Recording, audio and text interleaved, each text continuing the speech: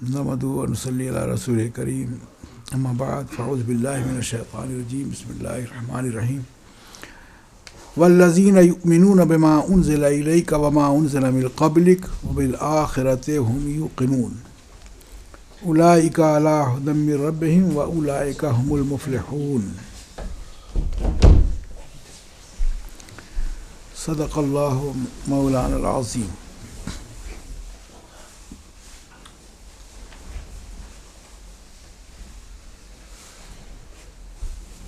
کل بات چیت کرتے ہی ہم نے ذکر کیا تھا کہ اسلام میں یقین کی بڑی اہمیت ہے، معاملات شک پر کچھ نہیں ہے۔ غور کر کے آپ لوگ آئے ہیں، کوئی شک کی چیز ڈھونڈا؟ کون سا عمل شک پر ہے اس پر عمل کرنے کا حکم ہے؟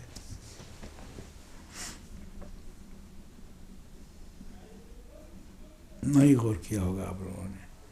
آج پھر میں کہہ رہا ہوں کہ سارا دار و مدار یقین پر ہے۔ جیسے مثال کے طور پر اللہ ایک ہے تو اس میں 1% بھی شک کی گنجائش نہیں ہے۔ اگر شک ہے تو ایمان نہیں ہے اللہ کی وحدانیت پر۔ آج اسی پر ہے کہ جتنی خوبیاں بیان کی ہوں اس میں سے یہ بھی خوبی ہے کہ والذین یؤمنون بما انزل الیک، وہ لوگ جو ایمان لائے اس پر جو آپ پہ نازل ہوا، یعنی قرآن پہ ایمان لائے۔ اس میں وہ تورات و زبور انجیل والے لوگ ہیں کہ وہ اہل کتاب تھے، اور ان میں سے جن لوگوں نے ایمان قبول کیا ان کے لیے 2 ثواب ہے۔ ایک تو اپنے نبی پر ایمان لائے، جن کے زمانے میں توریت تھی، توریت پر ایمان رکھتے تھے، انجیل تھی، انجیل پر ایمان رکھا، اور جب حضور صلی اللہ علیہ وسلم کا زمانہ آیا ظاہری اور قرآن نازل ہوا تو قرآن پہ بھی ایمان رکھا، تو ان کے 2 اجر ہیں۔ ایک اپنی کتاب کا ماننا، دوسری کتاب جب نازل ہوئی تو ان دونوں کی طرف اشارہ ہے کہ والذین یؤمنون، علامہ جلال الدین نے بیان بھی کیا ہوگا۔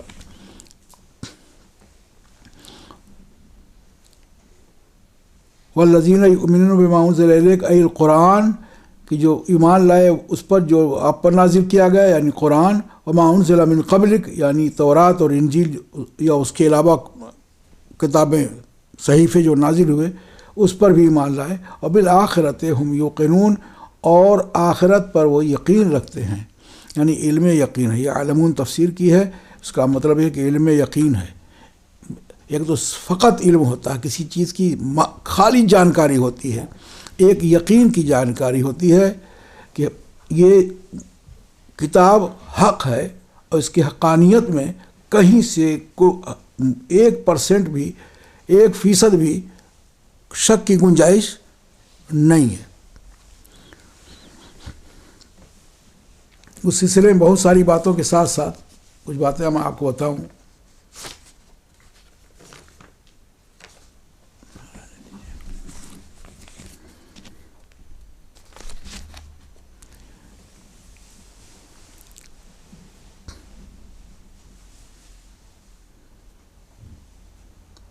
اب الگ الگ سے لوگوں نے فیصلے کیے ہیں کہ یہاں جو ایمان کی بات کی ہے تو ایمان بکل الکتب ما تنافی احکامہا علی وجہین، مختلف احکام، مختلف اقوال، تمام کتابوں پر ایمان لانا باوجود کہ ان کے احکامات ایک دوسرے کے مخالف ہیں کے باوجود، یعنی ایسا ہوتا ہے کہ حکم نافذ ہوتا پھر منسوخ کر دیا جاتا ہے، اور دونوں آیتیں ہیں تو دونوں آیتوں پر ایمان رکھنا، تو ایک حکم تو پر عمل کر رہے ہیں اور دوسرا اس کے مخالف ہے، اسے بھی ہم کتاب کا جز مان رہے ہیں۔ تو یہ اس طرح کا ایمان کہ ایمان بکل الکتب، ساری پچھلی کتبیں جو آ چکی ہیں اپنے ان احکام کے ساتھ کہ ایک دوسرے کی جس میں مخالفت ہے اس کے باوجود تصدیق کرنا، اس کی دو قسمیں ہیں. احدہما تصدیق، سچ مان لینا. انا کلھا من عند اللہ، کس بات کو تصدیق کرنا؟ کہ کل کا کل اللہ تعالیٰ کی طرف سے ہے. اس کے مان لینے میں ماننا کسی چیز کا الگ ہے اور عمل کرنا الگ ہے. یہ کتاب ہے، صحیفے جو نازل ہوئے صحیفے من جانب اللہ ہیں، تورات، زبور، انجیل، یہ اللہ کی کتابیں ہیں. عمل قرآن پہ ہم کریں گے تو اس عمل سے اس کی مخالفت نہیں ہوتی. تو مان لینا اور عمل کرنا دونوں الگ الگ ہے، یہاں وہ بتانا چاہتے ہیں. وثانی الایمان لم ینسخ من احکامها، دوسرا ایمان لانا اس بات کی طرف کہ اس کے احکام منسوخ نہیں ہیں.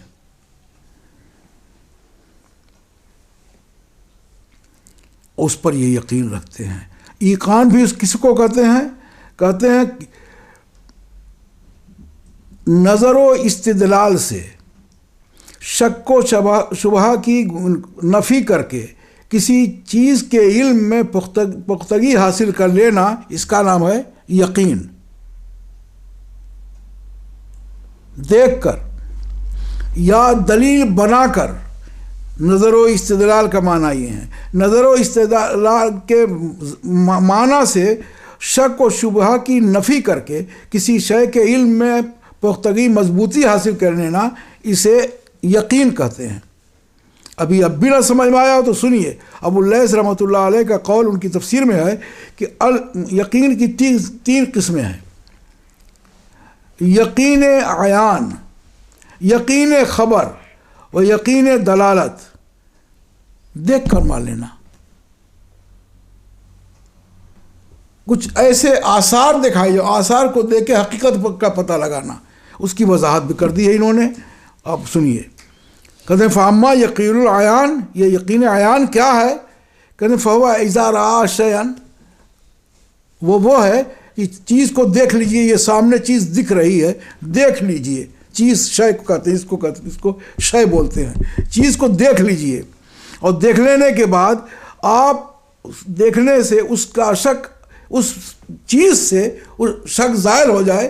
کہ ویسے الگ سے کوئی کہتا کہ اس میں آواز کیچ ہوتی ہے، لوگوں تو جاتی ہے، ٹیپ ہوتا بیٹھ کے آپ کی حرکت و سکنات، تو نہیں معلوم ہوتا. اب دیکھ کے معلوم ہو گیا نا. اس دیکھ کے جاننے کو عین کا یقین کہتے ہیں، آنکھ کا دیکھ لینا. یقین عیان بولتے ہیں اسے.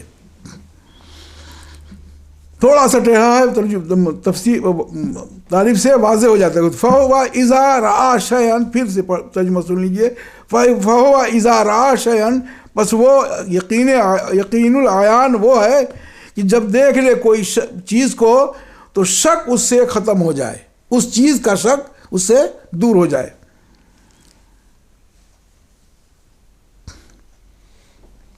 اور دوسرا یقین دلالت ہے، تو آرام سے سمجھ میں آئے گا. یعنی آدمی کا دھواں دیکھنا، دھواں سمجھ میں آ رہا نا، دھواں دیکھنا. اور دھواں دیکھ کر کہ دیکھا مرد نے دھوئیں کو کہ کسی اونچی جگہ سے نکل رہا ہے، تو معلوم ہو جاتا ہے یقین کے ساتھ کہ وہاں آگ ہے. تو آگ کا وجود، آگ آپ دیکھ نہیں رہے ہیں، دھوئیں سے آگ کا وجود. بھائی سورج نکلا ہے کہ نہیں نکلا ہے، دن سے پتہ چل جاتا ہے نا کہ ان کانت الشمس طالعۃ فالنہار موجود. جب سورج نکلے گا تو دن موجود ہوگا، رات نہیں رہے گی. اگر چرن دکھائی دے، ہم کمرے میں بیٹھے ہیں، یہ روشنی بتاتی ہے کہ دن ہے، اور دن ہے تو سورج نکلا ہوا ہے. اس کو کیا کہتے ہیں؟ یقین دلالت.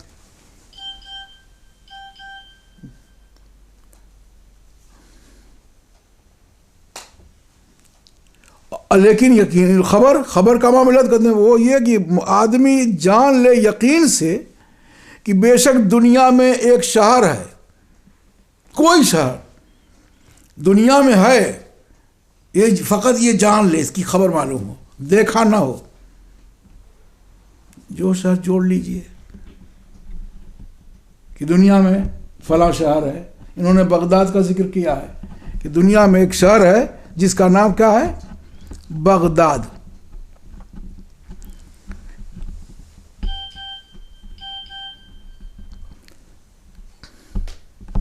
یقال لہا بغداد، ہاں کہ اس کو بغداد کہتے ہیں. اگرچہ وہاں تک پہنچا نہیں ہے لیکن یہ یقین ہے، خبر یقین کی منزل پر پہنچا رہی ہے. اس کو کوئی نہیں کہے گا کہ جسے آپ سے کوئی کہے کہ دنیا میں ایک شہر ہے جس کا نام مدینہ منورہ ہے، دنیا میں ایک شہر ہے جس کا نام مکہ مکرمہ ہے، دنیا میں ایک شہر ہے جس کا نام بغداد ہے. آپ خبر سنیں گے مان لیں گے. کیوں؟ دیکھا آپ نے کہ نہیں سنا ہے، لیکن یہ خبر تصدیق کی منزل پر، یقین کی منزل پر لے جانے والی ہے، جس کی جانکاری ہم کو حاصل ہو سکتی ہے. اس لیے اس یقین کو یقین خبر کہتے ہیں.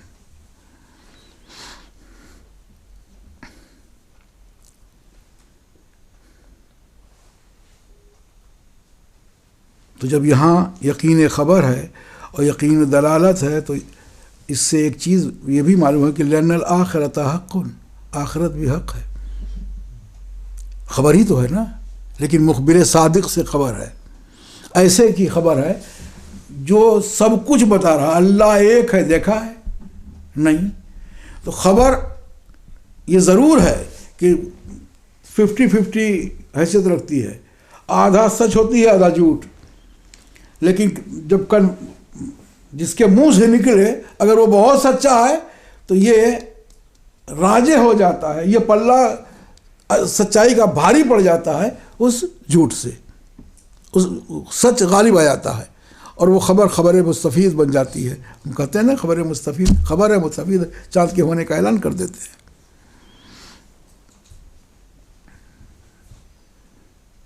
کیوں؟ اس لیے کہ خبر ہو جاتی پھر دیکھنے کے منزل تک اس طرح کی بات کہی جا رہی جیسے کہ دیکھا گیا ہے، دیکھنے والے نے دیکھا جو بیان کر رہا ہے کہ فلاں شہر فلاں جگہ ہے.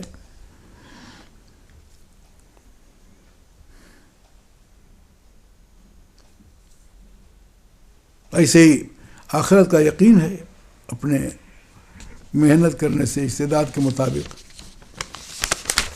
اسی لیے ایک یقین اور وضاحت کر رہے ہیں یقین کا. یہ سب بالکل عام طریقے سے ہے، تھوڑی گاڑھی وڑی نہیں ہے، ایک دم سمجھنے کی والی چیز ہے کہ یقین کے بغیر کام بنتا نہیں. خبر بھی ایسے خبر اس کی کوئی حیثیت نہیں ہے، اور جہاں یقین کی طرف ہوئی وہ مضبوط ہو جاتی ہے. پھر اب وہ خبر اعتبار کے لائق ہو جاتی ہے، ماننے کے لائق ہوتی ہے.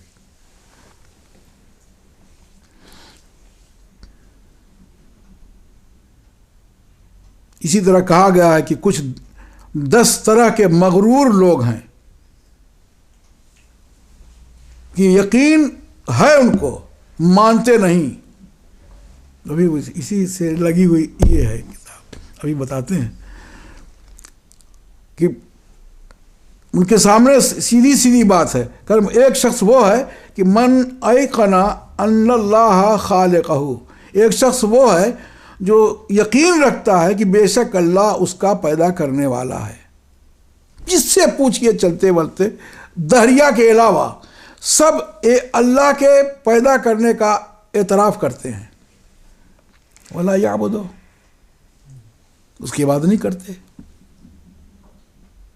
ہم تو مغرور لکھا ہے، مغرور مفرور بھی ہم کا ترجمہ کرتے ہیں کہ وہ یقین ہے، یقین کے باوجود بھاگنے والے ہیں. 10 بھاگنے والوں کا یا 10 مغرورین کا ذکر کیا ہے علامہ نے کہ من ایقن ان اللہ خالقہ، کہ جس شخص نے یقین، جس کو یقین ہے کہ بے شک اللہ اس کا خالق ہے، ولا یعبدہ، اور اس کی عبادت نہیں کرتا. دوسرا ومن، 10 گنایا ہے نا. دوسرا ومن ایقن ان اللہ رازقہ ولا یطمئن بہ، بے شک اسے یقین ہے کہ اللہ اس کا رازق ہے لیکن اطمینان اس کو نہیں ہوتا ہے. دن رات ہاتھ پیر پھینک پھانک کی کوشش کرتا ہے کہ کہیں سے زیادہ حاصل ہو. یقین ہوتا تو سمجھتا ہے کہ ہم 4 قدم چلیں گے تبھی، لیکن دے گا اللہ تبارک و تعالیٰ، بھوکا نہیں رکھے گا۔ تیسرا شخص ومن ایقن ان الدنیا زائلۃ، بہت پیاری پیاری باتیں کہی ہے۔ تیسرا شخص وہ ہے کہ یقین ہے اسے کہ دنیا رہنے والی نہیں ہے اور بھروسہ کرتا ہے اس پر۔ چوتھا شخص وہ ہے جسے یہ اس بات کا یقین ہے کہ وارث لوگ اس کے دشمن ہیں، لیکن کرتا کیا، وَيَجْمَعُ لَهُمْ، کما کے اکٹھا کر کے ان کے لیے چھوڑ جاتا ہے۔ بھائی جب چھوڑتا تب جھگڑا ہوتا ہے، نہ چھوڑ کے جائے تو کوستے ہیں۔ باپ مر گیا، کچھ چھوڑ کے نہیں گیا، جو کمایا کل کھا پی کے چھٹی کر دیا اس نے۔ یعنی روح کے قبض ہونے کا، ہاتھ پر ٹھنڈا ہونے کا انتظار کرتے ہیں ورثہ، اور معلوم ہے کہ گئے حضرت، تو سب سے پہلے جس کی طرف نظر جاتی ہے کیا چھوڑ کے گئے ہیں اور کتنا بنے گا۔ ہم 4 ہیں، 16 آنا چھوڑا تو 54 ملے گی، 25% ملا، اکیلے تو نہیں ملے گا، اور اگر کبھی چانس لگا ایک دوسرے کا حق مار لیتے ہیں۔ تو جسے یقین ہے اس بات کا کہ ورثہ اس کا دشمن ہے، وَيَجْمَعُ لَهُمْ، ان کے لیے اکٹھا کرتا ہے۔ ارے کچھ اکٹھا کرنے والے تو ایسے ہیں، اللہ اس سے پناہ دے، حرام حلال اکٹھا کر دیتے ہیں۔ یاد رکھیے، حرام کمائی کمایا آپ نے اور بچوں کو کھلایا، بچوں سے پوچھ گچھ نہیں ہوگی، جناب سے ہوگی۔ تو کتنے بڑے افسوس کی بات ہے کہ بانٹ کے سب کھائیں اور سزا تنہا بھگتیں۔ تو چوری چماری کھلا کے اکٹھا کر کے جو لوگ ایسا کرتے ہیں کتنے بڑے بیوقوف ہیں کہ اپنے کو مصیبت میں ڈالتے ہیں۔ بچے صاحب انکار کر دیں گے، اولاد انکار کر دیں گی، معلوم نہیں باپ کہاں سے لایا، کھلانے کی ذمہ داری تھی، کھلایا کھایا ہم نے۔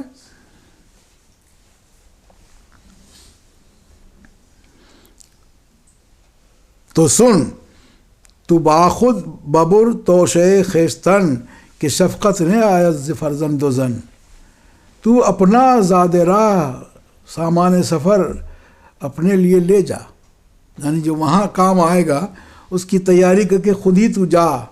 کیوں؟ اس لیے کہ مرنے کے بعد نہ تیری عورت تیری خبرگیری کرے گی نہ تیرا لڑکا کہ وہاں کس حال میں ہے۔ 2 دن 3 دن رو لینا خبرگیری نہیں ہے، 40واں پورا کر دینا یہ خبرگیری نہیں ہے۔ یہ گئے کس عالم میں تھے معلوم ہوا، گناہ معلوم ہے، روزہ کا کفارہ چھوڑ گئے، تو سوائے اس کے کہ چھوڑے ہوئے مال کو بانٹنے کے علاوہ پہلے اس پر توجہ دینی چاہیے۔ نہیں کریں گے، نہیں خیر کریں گے، انہیں یاد آئے گا کہ یہ جو ملے گا چپ چاپ سے وہ اپنے کو ملے گا، بلا وجہ ان کا خیال کریں گے تو ہم کو کچھ نہیں ملے گا، تو جانے دو، گئے یہ پڑے رہیں ویسے ہی اس میں۔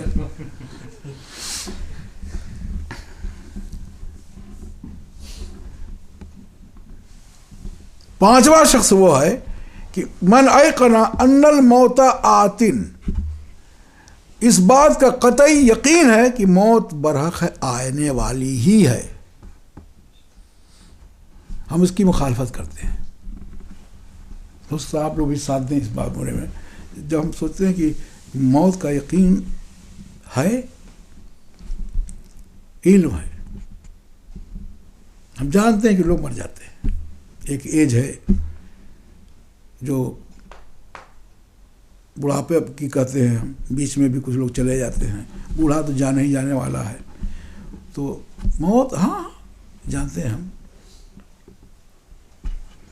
اور بھول جاتے ہیں، یاد نہیں رہتی، قبرستان میں جا کے بیٹھ کے دنیا کی بات کرتے ہیں، اور سوٹا ماسٹر لوگ سوٹا مارتے ہیں۔ تو یہ یقین ہے، جس چیز کا ہمیں یقین ہے کہ ان الموت آتن، موت ہر حال میں آنے والی ہے، فلا یستعدون، تیار ہی نہیں کرتے.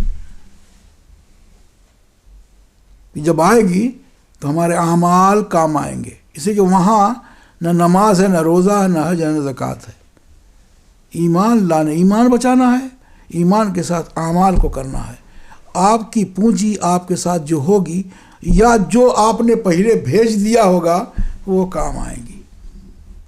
اگر اس پر توجہ نہیں دی ہے تو سانس نکلی، نیکی کا کام ٹھپ. وہ آپ کچھ کرنے والے نہیں ہیں، تو جو آپ کی جھولی میں تھا پونجی میں، آپ صحابی بھی نہیں ہیں. یہ صحابی کا مرتبہ، اللہ اللہ. حضور صلی اللہ علیہ وسلم کو ایمان کی نظر سے دیکھ لینا اور ایمان ہی پہ خاتمہ ہونا. میں اس صحابی کا ذکر کروں جو صبح کے وقت ایمان لایا اور ظہر سے پہلے انتقال کر گیا. شہید کی بات نہیں کر رہا میں، جو صبح کے وقت ایمان لایا بعد نماز فجر، سورج نکلنے کے بعد، اور زوال سے پہلے موت آ گئی. جانتے ہیں اس کا مرتبہ کتنا بڑا ہے؟ اپنے وقت کا زبردست سے زبردست غوث یعنی غوث اعظم بھی اس صحابی کے مرتبے کو نہیں پہنچ سکتے، اس لیے کہ جو حضور سرور کونین صلی اللہ علیہ وسلم کا چہرہ مبارک دیکھ چکا ہے، اس کا بدل نہیں کچھ، کہ ایمان کی نظر سے دیکھا ہو تو وہ صحابی ہے، اور صحابی کا مقابلہ. اسی لیے بالاعلان آقا نے ارشاد فرمایا ہے، اور صحابہ کے جھرمٹ میں اعلان فرمایا ہے، اصحابی کالنجوم. میرے یہ صحابہ اور صحابی کی موجودگی ہی میں کہا کہ یہ میرے صحابہ ستاروں کی طرح ہیں. بس نہ اصحابی کالنجوم بأیہم، یہ لفظ بولتے ہیں جب بالکل کسی چیز کو عام کر دینا تب بولتے ہیں. بأیہم اقتدیتم اہتدیتم، ان میں سے کسی کی پیروی کرو گے ہدایت پر رہو گے. اس میں کسی صحابی کا نام نہیں لیا ہے. بڑے بیوقوف لوگ ہیں جس حدیث مبارکہ کو پڑھتے ہیں معنی نہیں بتاتے. اس میں ہے کہ بأیہم، ان میں سے کسی صحابی پر، فلاں فلاں فلاں فلاں فلاں نہیں، کسی صحابی کو جس کو آپ کمزور سمجھ رہے ہیں اپنے حساب سے، وہ کمزور نہیں سمجھنا چاہیے. یاد رکھیے، ہم بیٹھ کے تبصرے کرتے ہیں یہ صحابی نے ایسا کیا، ان کو نہیں کرنا چاہیے. تو سب کچھ کے باوجود اگر وہ ایمان کی سلامتی کے ساتھ دنیا سے گئے اور حضور کو ایمان کے ساتھ دیکھا ہے، یہ اتنے بڑے مرتبے والے ہیں کہ ان کے مرتبے کو چھوا نہیں جا سکتا. کوئی ایسا امتی ہے جس کے بارے میں گن دیا حضور نے کہ اگر ان سے خطا بھی ہوگی تو ان کی ابھی بھی جنت کی بشارت ہے؟ عشرہ مبشرہ 10 صحابی ہیں جن کو جنت کی بشارت ہے. کریں گے نہیں ایسا، لیکن اگر کریں تب بھی پکڑے نہیں جائیں گے. ارے بھائی گارنٹی دیکھیے، کہا حسن و حسین جنتی جوانوں کے سردار ہیں. یہ حدیثیں پڑھتے ہیں لوگ، پڑھاتے ہیں، ترجمے کرتے ہیں، الگ الگ اپنے علم کے اعتبار سے بڑی وضاحتیں کرتے ہیں. علماء کا بڑا احسان ہے، انہی کی صدقے و طفیل میں ہمیں بھی کچھ آیا ہے. لیکن میں عرض کروں کہ یہ اتنی بھاری بھرکم بات ہے کہ جس وقت کہا تھا 8-9 سال کے نیچے عمریں تھیں، اس وقت کہا تھا جنتی جوانوں کے سردار ہیں. کتنی بڑی گارنٹی حضور صلی اللہ علیہ وسلم نے لے لی تھی کہ یہ بڑے ہوں گے، جوان ہوں گے، نوجوان سے جوان ہوں گے، پھر بڑھاپے کی طرف مائل ہوں گے. لیکن گارنٹی ہے، یہ بھانکنے والے نہیں ہیں. جب نہیں بھانکیں گے، جب نہ جنتی جوانوں کے سردار ہوں گے. تو صحابہ کرام سے کے بارے میں یہ ارشاد فرمانا آقا کا کہ بأیہم، ان میں سے کسی کی بھی تم نے پیروی کی، اہتدیتم، ہدایت پر ہو.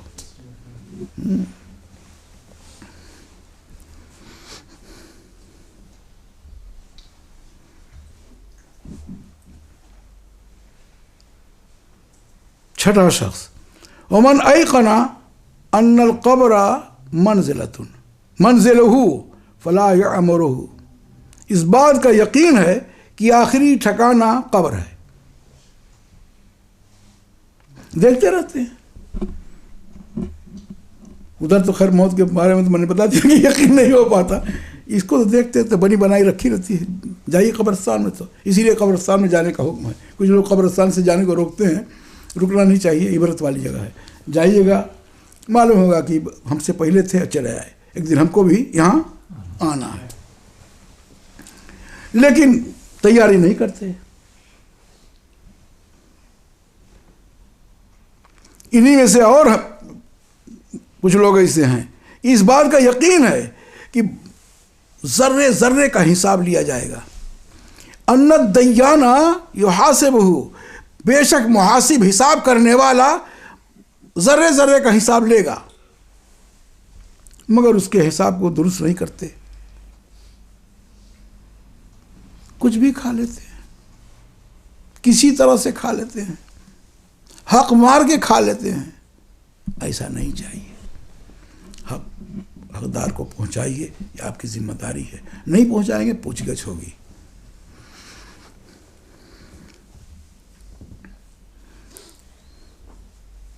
ومن ایقن ان الصراط ممرہ، اس بات کا بھی یقین ہے کہ بے شک پل صراط پر گزرنا ہے، لیکن اپنا بوجھ ہلکا نہیں کرتے. بوجھ ہلکا کیسے ہوگا؟ جسم سے نہیں، عمل سے. بوجھ ہلکے کا مطلب کیا ہے؟ عمل سے اپنے کو ہلکا کریں، نہیں کرتے. کچھ تو اتنے دلیر ہیں کہ کہتے ہیں جب بوڑھے ہوں گے تب عمل کریں گے. بوڑھے ہونے کی گارنٹی ہے؟ 9واں شخص وہ ہے کہ ومن ایقن ان النار دار الفجار، اس بات کا یقین ہے کہ بے شک جہنم فاجروں کا گھر ہے. فلا یہرب منہا، اس سے بھاگتے نہیں ہیں. بھاگنا چاہیے. اور ومن ایقن آخری ومن ایقن ان الجنت دار الابرار فلا یعمل لہا، اس بات کا یقین ہے کہ بے شک جنت نیکوں کا گھر ہے، لیکن اس کے لیے عمل نہیں کرتے.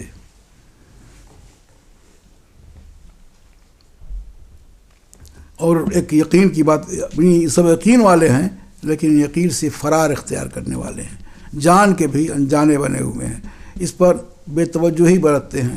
اس کو جتنی چیزیں انہوں نے گنائی ہیں یہ سب ہم سب سے متعلق ہے. یہ ہم سب کو کرنا چاہیے. ہم سب پر اس کی ذمہ داریاں عائد ہوتی ہیں. اس کے بغیر کوئی چارہ نہیں کہ آپ اپنا منصب اور مقام سمجھیں، آپ کو کس لیے یہاں بھیجا گیا ہے، کتنا آپ کو کیا کرنا چاہیے. اس کو کما حقہ کریں گے تو اس سے اللہ راضی ہوگا، اور اس کو چھوڑ دیں گے تو اللہ ناراض ہوگا. یاد رکھیں. دیکھیے کہ یقین والے کو دیکھیے. ایک بزرگ ہیں حضرت ابو تراب رحمۃ اللہ تعالیٰ علیہ، کہتے ہیں رأیت غلاماً فی البادیہ، میں نے ایک بچے کو جنگل میں، بچوں سنو، میں نے ایک بچے کو جنگل میں ٹہلتے دیکھا. چل رہا تھا، جا رہا تھا، اور صاف اس میں کوئی سامان نہیں تھا، بلا زادن، نہ کھانے پینے کسی چیز کی کوئی گٹھری مٹھری اس کے ساتھ نہیں تھی. جو پہنے ہوئے تھا کپڑا وہی اس کے جسم میں کپڑا تھا، نہ کوئی چیز کھانے پینے کی، اور جنگل میں گھوم رہا تھا. لکھا ہے کہ ابو تراب نے کہ رأیت غلاماً فی البادیہ یمشی بلا زادن، بغیر زاد راہ کے، بغیر خرچ کے گھوم رہا تھا، اور بھی جنگل میں. تو دل میں سوچا کہ لم یکن معہ یقین فقد ہلک. ابھی دل میں سوچا تھا کہ اگر اس کے دل میں یقین نہیں ہے تو یہ تو ہلاک ہو جائے گا، اس کے پاس کچھ ہے نہیں. سوچتے سوچتے بجائے اس کے کہ دلی میں رکھیں، بتاتے ہیں وہ کہ میں نے عزم کر لیا کہ اسی سے پوچھتے ہیں. فقلت یا غلام، کہا ہے بیٹے تمشی فی مثل حاصل الموضع، تو گھوم رہا ہے اس جگہ میں بغیر کسی سامان کے، کچھ تیرے پاس نہیں ہے. جواب سنیے. فقال یا شیخ ارفع راسک، اپنا سر اٹھاؤ آسمان کی طرف. حل ترى غیر اللہ تعالی، کیا تم اللہ کے ماں سوا کسی کو دیکھتے ہو؟ یہ ساری چیزیں کس کی ہیں؟ اللہ کی ہیں. جس اللہ کے سارے لوگ ہیں اسی میں بھی ہوں، تو فکر کیوں کروں سامان لے کے؟ میں چل رہا ہوں، اللہ دینے والا ہے. اتنا کہنا تھا کہ میں کہتے ہیں حضرت ابو تراب کہ فقلت الآن، ہاں بات سمجھ میں آ گئی تیری کہ تو یقین کی منزل پر ہے، تو جا جی جہاں چاہتا جا. وہ ہمارے پریشان ہونے اور حیران ہونے کی بات نہیں ہے. تو اتنا یقین رکھتا ہے، جب تیرے پاس اتنا یقین ہے رازق کے رزق کا، تو علیحدہ ہے اس سے. تو یقین جتنا بڑھے گا اللہ سے قرب اتنا ہی حاصل ہوتا جائے گا. ارے چھوڑیے آپ شرعی اعتبار سے کیسی نماز ہماری ہوتی ہے کیسی نہیں چھوڑ دیجئے، لیکن ایک ذہن بنا لیجئے کہ ہمارا کام نماز پڑھنا ہے، گننا نہیں کہ 40 دن کا چلہ ہو گیا تو ہم کس مقام پہ پہنچ گئے. نہ، اللہ نے توفیق دی سجدہ کرنے کی، ہم نے سجدہ کر دیا. قبول کرنا اس کا فضل ہے، اور منہ پہ مار دینا اس کا عادل ہے. اس لیے کہ جتنا اس نے چاہا ویسی ہم نے نماز نہیں پڑھی. لیکن اتنا تو ضرور ہے کہ مولا تیری خاطر رکوع سجدے ہم نے کیے، اور وہ نماز اس نیت سے اگر ہوتی رہی تو دھیرے دھیرے یقین کی منزل پہ لا دے گی. اور جب آپ اس یقین پر کہ اللہ کے حکم کی ظاہری اعتبار سے تعمیل ہو رہی ہے، اور ہم اپنے کو ادھر ادھر بھاگنے ادھر ادھر کی سوچ سے الگ کر لیں، تو دھیرے دھیرے آپ اللہ کی طرف پہنچتے جائیں گے. یعنی آپ کا جو دل میں خیال ہے وہ یقین کی طرف تبدیل ہوتا جائے گا، اور جیسے جیسے یقین بڑھتا جائے گا نماز الصلاۃ معراج المومنین بن جائے گی. وہی نماز جو پڑھ رہے تھے آپ، اسی لیے اللہ والوں نے نماز ترک نہیں کیا ہے. جانتے ہیں کہ اللہ کے لیے جو عبادت کی جاتی ہے یہ عبادت مناجات والی ہے. اللہ سے گفتگو کرنے کے لیے یہ عبادت ہے، یہ عجیب سی عبادت ہے، اللہ سے قریب ہونے والی عبادت ہے. بندہ اس حال میں اللہ سے قریب ہوتا ہے، سوچنا شروع کر دے گا، یقین ہو جائے گا اس کو، یقین پر اللہ تبارک و تعالیٰ انعام سے نواز دے گا. تو یہ یقین کس معیار کا ہو، اس میں اولئک کا کیا ہے، الذین یؤمنون بالغیب، الذین یؤمنون بما انزل الیک وما انزل من قبلک، کہ وہ تعریف ان کی یہ کی گئی ہے ان مومنوں کی کہ جو آپ پر نازل کیا گیا اسے اتارا گیا اسے، اور جو اس آپ سے پہلے کتابیں نازل کی گئی ہیں اس پر ایمان رکھتے ہیں، اور آخرت پر یقین رکھتے ہیں کہ ہر حال میں جو دوسری دنیا ہمیں ملنے والی ہے اس دنیا کا نام آخرت ہے. یہی ہمیں نہیں رہنا ہے، اس کو چھوڑ کے جانا ہے. تو یہ اول ہے اور آخرت ہے. آخرت پر یقین رکھتے ہیں، اسی یقین کی بنا پر اللہ سے قریب ہوتے ہیں. جب ایسا ہے تو اللہ نے پھر مجدہ سنایا ہے اور خوشخبری دے دی ہے انہیں کہ جب اتنے یقین والے ہیں تو اولئک علی ھدی من ربہم. اتنی شرائط کے بعد اللہ کہہ رہا ہے، فرما رہا ہے کہ یہ وہ لوگ ہیں جو اپنے رب کی طرف سے ہدایت پر ہیں. تو ہم اگر جائزہ لیں تو ہمیں کمیاں تو ہیں نا. جب تک یہ کمیاں دور نہ ہوں اس مجدے اور اس خوشخبری کے مستحق نہیں ہیں کہ یہی وہ لوگ ہیں جو اپنے رب کی طرف سے ہدایت پر ہیں. وَأُولَئِكَ هُمُ الْمُفْلِحُونَ، اور یہی لوگ کامیاب بھی ہیں. کامیابی بھی انہی کی ہے اور ہدایت یافتہ یہی لوگ ہیں، جس کو تفسیر میں بیان کیا ہے. اولئک الموصوفون بما ذکر، جن کی تعریف اس سے پہلے کی گئی ہے، وہ ہدایت پر ہیں اپنے رب کی طرف سے، اور وہ اولئک هم المفلحون، اور یہی لوگ کامیاب ہیں. الفائزون بالجنت، کامیاب ہونے والے ہیں جنت کے ذریعہ. والناجون من النار، اور نجات پانے والے ہیں جہنم سے. اتنا سب کچھ کریں گے تو جنت سے قریب ہیں اور جہنم سے دور ہیں. اللہ تبارک و تعالی ان آیات پر عمل کرنے کی توفیق عطا فرمائے.